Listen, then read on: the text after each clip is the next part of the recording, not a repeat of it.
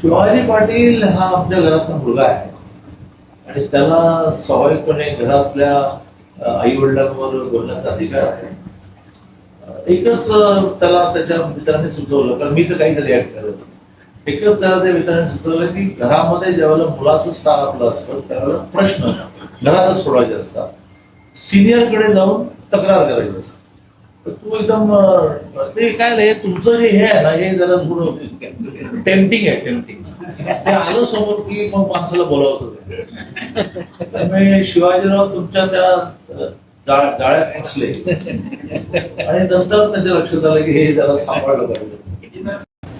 या देशाचे पंतप्रधान माननीय नरेंद्रभाई मोदी हे सलग 15 वर्ष गुजरातचे मुख्यमंत्री, यशस्वी मुख्यमंत्री म्हणून काम केल्यानंतर 2014ला गोव्याला झालेल्या राष्ट्रीय कार्यकारिणीच्या बैठकीत भारतीय जनता पार्टीने निर्णय केला की 14च्या एप्रिल मे मध्ये होणाऱ्या निवडणुकीमध्ये भारतीय जनता पार्टीच्या वतीने पंतप्रधान पदाचा चेहरा हा आपण मोदीजींचा लोकांसमोर आणला पाहिजे.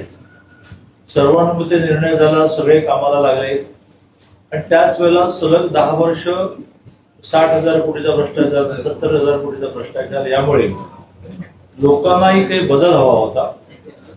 मोदीजींमध्ये त्यांना तो बदल दिसला. याचं कारण 15 वर्ष मोदीजींच्या गुजरातच्या मुख्यमंत्रीपदी काळामध्ये एकही शिंतोडा भ्रष्टाचाराचा त्यांच्यावर विरोधक उभू शकले नाहीत. त्यावेळी लोकांना एक आश्वासक चेहरा वाटला, लोकांनी मतं दिली. आपल्या सगळ्यांना माहिती आहे की 90ला व्हीपी सिंग ज्यावेळेला पंतप्रधान झाले तिथून ते मोदीजी पंतप्रधान होईपर्यंतचा कालावधी कोणा एका सरकारला, अगदी अटलजींना सुद्धा कोणा एका सरकारला पूर्ण बहुमत मिळालं नव्हतं.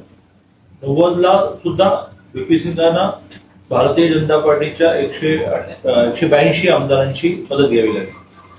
पण 14ला पहिल्यांदा असं झालं की 272 लागतात बहुमताला, 282 मिळाले आणि मग पूर्ण बहुमताचं सरकार असल्यामुळे आणि सहयोगी पक्षांचे आणखी 50 मिळाले.